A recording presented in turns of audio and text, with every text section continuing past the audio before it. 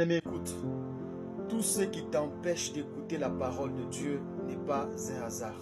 Tout ce qui t'empêche de lire et de méditer la Bible, de méditer la parole de Dieu n'est pas un hasard. Tout ce qui t'empêche d'aller au culte, d'arriver aux réunions de l'église avant, n'est pas un hasard.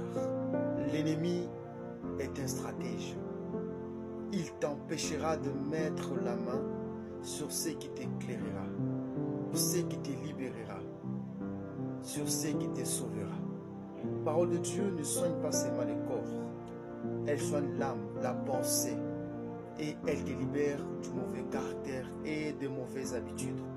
Dieu dit ceci, vous connaîtrez la vérité, et ensuite elle vous affranchira, vous libérera comme Israël était libéré de l'Égypte.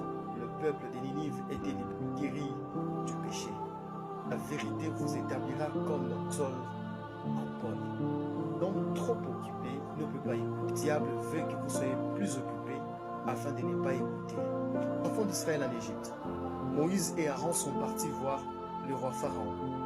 Ils ont dit, Dieu a dit, laisse partir mon peuple au désert pour aller célébrer une fête à mon honneur. Pharaon a refusé.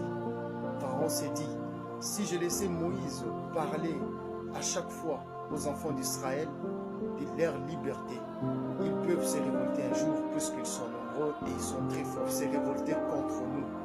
Alors, je dois les occuper.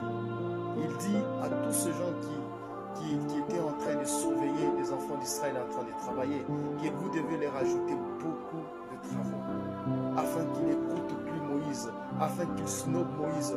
À force d'avoir beaucoup à faire, ils ne peuvent plus écouter Moïse.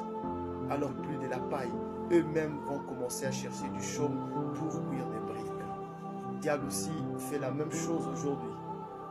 Il t'occupe avec beaucoup d'histoires, beaucoup de séries, beaucoup de films, beaucoup de voyages et beaucoup de travail. Tu es occupé à 100%. Et quand Dieu te parle, tu ne peux pas l'écouter. Aller à l'église, c'est difficile. Tu peux être là, tu n'écoutes rien parce que tu es occupé dans ta pensée. Ce n'est pas un hasard. Tu peux être occupé de ton travail, 24 heures sur 24. Tu rentres à la maison, tu travailles. Pendant la journée, tu travailles. Bien-aimé, l'Ecclésiaste dit vanité des vanités, tout est vanité.